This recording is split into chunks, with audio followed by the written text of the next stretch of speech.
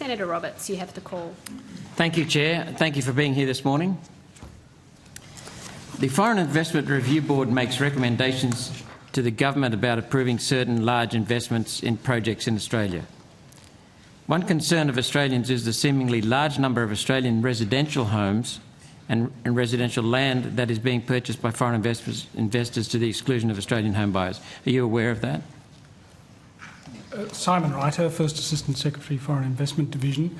Well, we're certainly aware that there are publicly reported concerns about the acquisition of property by foreign investors, yes. Thank you. Anecdotal evidence is of land banking, where properties are purchased by foreign interests and then held vacant in the middle of a housing crisis where thousands of Australians are left homeless.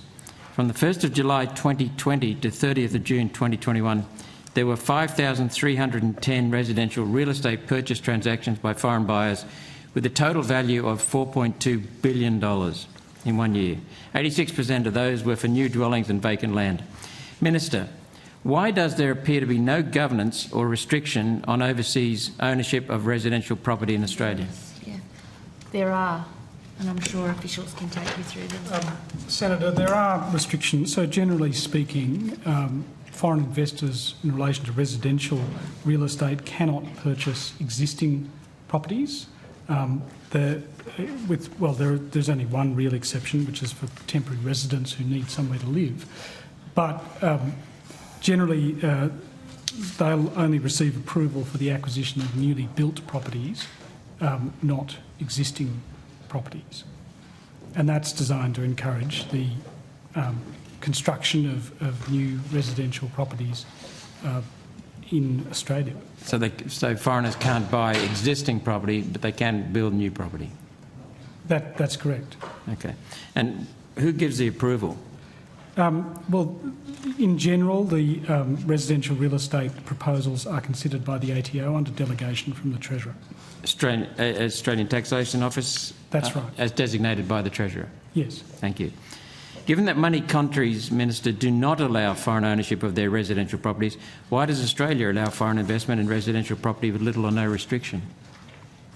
Well, I think we've just gone through there are restrictions, and the other thing I would point to is the changes that we've put in place to double the penalties applicable to breaches of the foreign investment rules applicable to residential properties, which we introduced on the 1st of January or implemented on the 1st of January. And we've doubled the foreign investment application fees from the 29th of July 2022.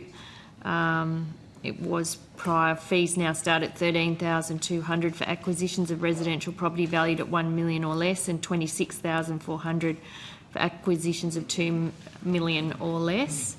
And the settings under the approval process is to really designed to increase supply, which is essentially the big challenge we've got in the housing market at the moment, is we need more supply of housing, and that's why the settings are targeted to increasing that. I believe our foreign investors can buy established dwellings with approval from the FIRB, is that correct? With approval from... How many approvals have you provided over the past year? I'd need to go to the ATO about that question, but what I can say is in 2020-21 there were a total number of purchases of residential dwellings in Australia of 588,176. Of those, 4,335 concerned, 355 concerned foreign investors. 355? Yeah, sorry, 4,355, yes. Sorry, 4,355. Okay. Yes, that's still less than 1% of the total. Yep. Still quite a lot. That's of established dwellings? No, that's of all residential dwelling purchases. Okay, so it includes potentially new ones. How many, so you can't tell me how many approvals, how many times did you reject somebody who wanted to buy an established dwelling? Look, I have to take that on notice. Okay. The ATO will be here later this afternoon and be able to answer that. I thought it was the FIRB that does that rejection. In relation to residential property, no, the ATO manages that. And then finally, the new penalties the Minister mentioned, how many times has someone been penalised for buying a foreigner illegally purchasing a established residential dwelling over the past year?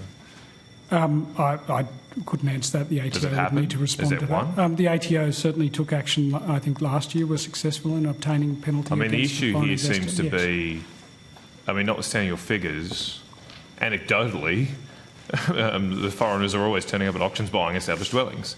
And it doesn't seem to me that hard to get around our rules, to just get someone else to buy it in their name. Does that happen? And how do we know if it, what sort of efforts do you put into making sure people aren't trying to avoid these restrictions?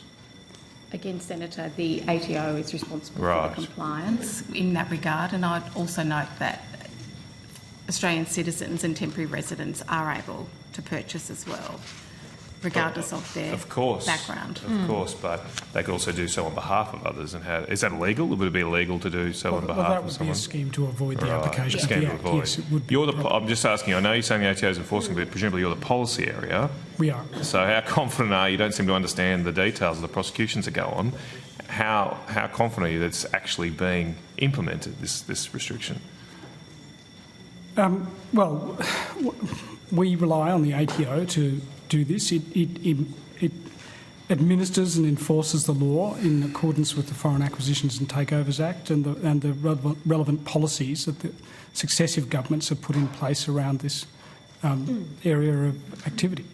And I think the numbers that we read out before give you an indication That doesn't go to my question. Well, no, but you were doesn't saying capture people doing it illegally. anecdotally, basically, that foreigners are out buying up all the houses. You and can't even tell me how many people you prosecuted. Well, it's I mean, not if you were about taking this issue prosecution. seriously, you'd know that, doesn't Minister. relate to prosecution, and we Yes, can deal with that yes, through my the question ATO. did. My question that did. deals to the scale, and that Clearly question people has are not been paying answered, and obviously your anecdotal information is incorrect. Well, no, it's not, because you don't have any. You don't even have any evidence how many prosecutions you've made.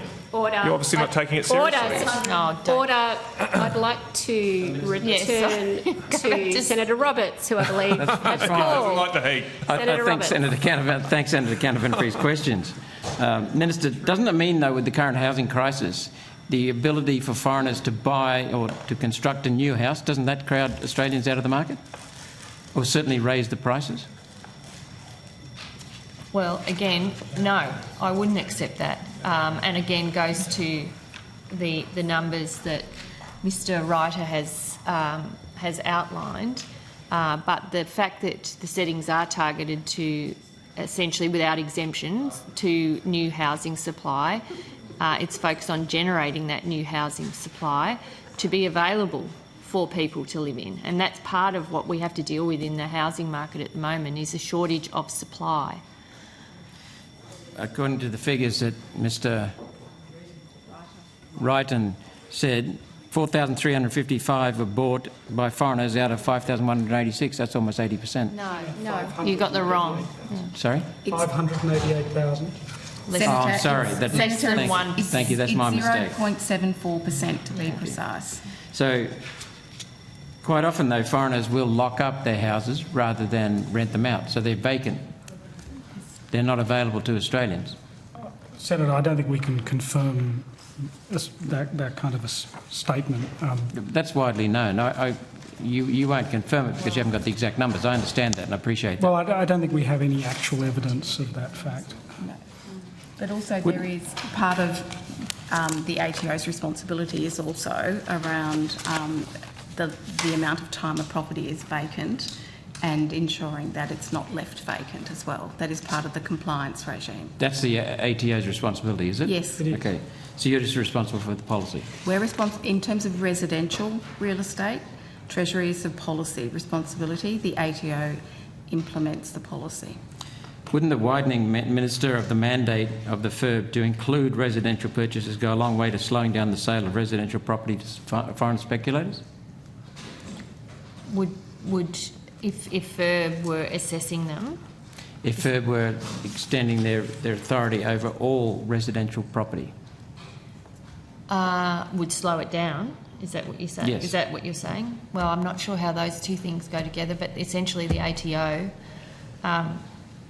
we've got Treasury here with the policy side of the work, and the ATO then enforce those arrangements. So I'm not sure how FIRB extending reach into residential property would slow down the sale. And as you've heard, it's 0.75% of residential sales.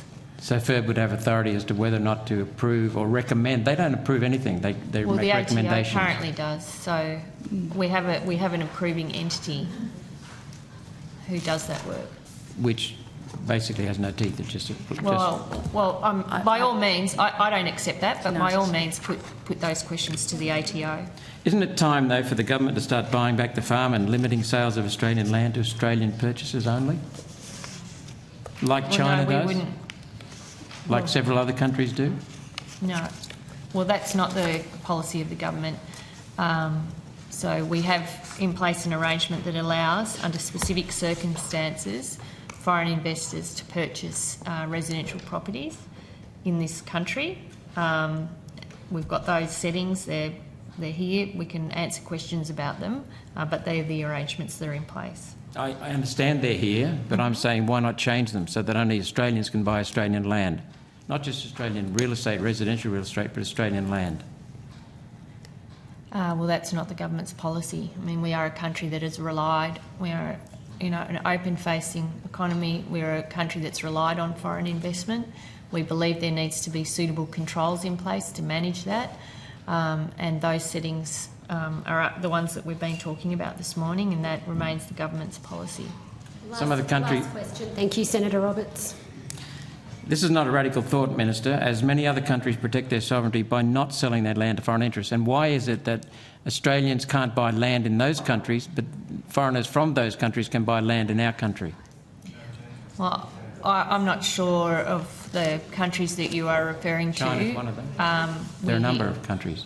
We're here, and we do have arrangements in place through FIRB and through the arrangements with the ATO to put restrictions and limits on the sale of, housing, or in FIRB's case, on foreign investment matters. This is a one-way street. They are looked at and assessed against the national interest.